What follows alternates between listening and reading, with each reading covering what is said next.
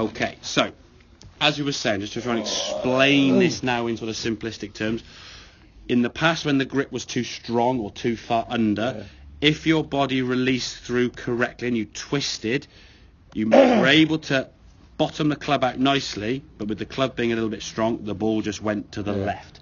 Your sort of means of stopping it go left was to stop rotating, but that meant your body then was back here, therefore you hit the ground beyond the golf ball. Right. So your good strikes went left and your miss hits went straight. Both of which either find trouble left side of the fairway or the left side of the green, or short of the green, or don't reach the green, or whatever. And especially in the winter now when the ground's a bit soggy and a bit boggy, it's going to cause you more issues because you're going to hit the ground behind the ball even half an inch, face full of mud, and you go 20, 30 yards, okay? I don't typically take a divot on summer. Yeah. If I cut the grass. Yeah, you're more like a picker, aren't you, sort of thing, okay? Which is fine, but I think if we're then playing golf in the winter, trying to sort of miss the ball, and the ground seems to be a bit sodden and stuff, and you find the ball can sink down. So if you're picking the ball in the summer and the ball's sat nicely, that's fine. But in the winter when it sinks down a little bit and you've got the worm cast behind it and all the different things and so on, that's going to cause some problems. So one of the issues, now if we look at this grip, this is how much you have changed your grip. It doesn't look that much different. Just look at where the FootJoy kind of logo is there to there, okay?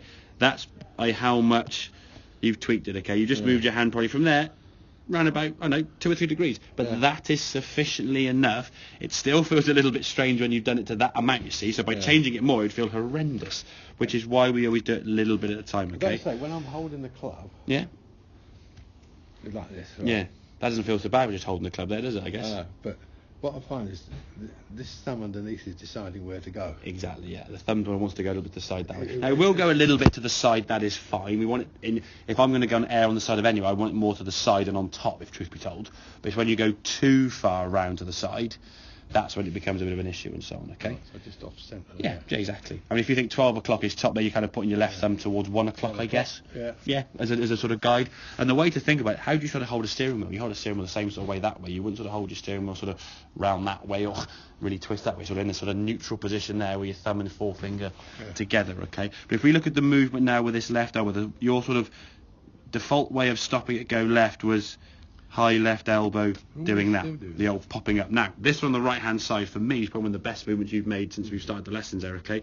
Backswing-wise, it's a bit shorter, but I don't think that's much shorter than that one there. On this one, you know, all you've done is from there, that's kind of your backswing. You just hinge your wrist more. There's no real more move with the body or anything. All you're doing is just actually collapsing your wrist. So that backswing position for me is actually probably a better position. We just turn a little bit more, okay? Well, out on the course, I've been shortening it down, particularly with the longer clubs. Yeah.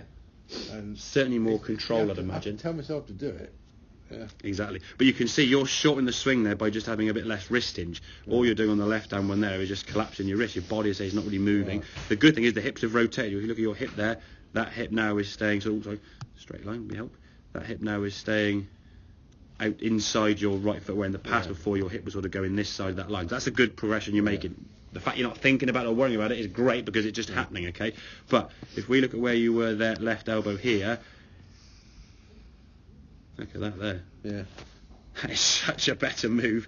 And if you notice as well, your right arm, I would say, about here is kind of the same position relative there. It's just Everything above the hips, spot the 2 main differences. The obvious one we talked about, okay, obviously with the elbow. What else do you notice on that in terms of positioning?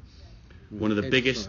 Exactly. Head's not down, is it? Yeah. Everyone tells you, keep your head down, keep your head down. Your head stays down, this elbow does that.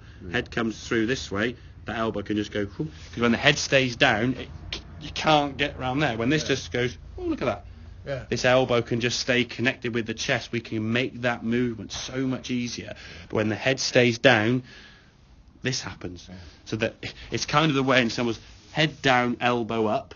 We want head up, elbow down, the reverse kind of thing. But if you can make some practice swings there, just trying to swing what I call from sort of, we go back to there, L to L. That's kind of the movement you're trying to make. You go back a bit further, obviously. As you swing through there, your arms a bit higher, obviously, because the camera's down a bit. But you get in that position there, nice release the club, elbows down.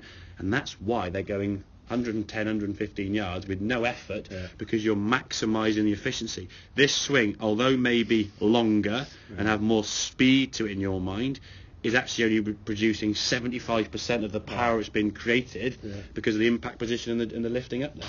Okay. So if we can get that practice movement there, and again, I would say practice that speed there now, whatever that feels to you, I guess, so half speed maybe, or half length, and just dial it up a little bit more, still focusing on where that left elbow finishes. That's going to be the key thing. If that left elbow can stay down, we can square the club face up so much better.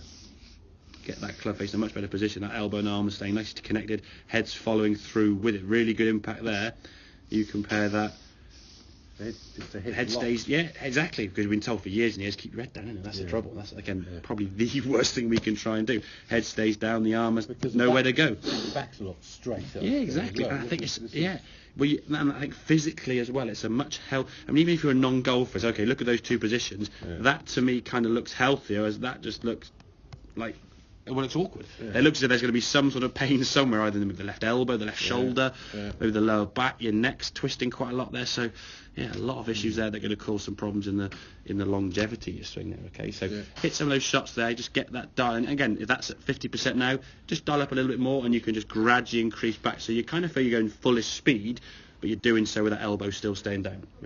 And if you find you start hooking them a little bit more, you just play about a little bit with that left hand. And again, literally, we're talking your movement's going to be 1 or 2 millimeters. It's not like you go round here to round there, because then you'll be all over the place. Okay, and just again, grip to me is a position that needs to be comfortable. An individual has to find that comfortable position, and can it return the club back to the ball square? If you're doing that and it feels comfortable, stick with that position. Okay, as long as the elbow's staying down and we get a nice sort of release of everything through the ball and not hitting the mat.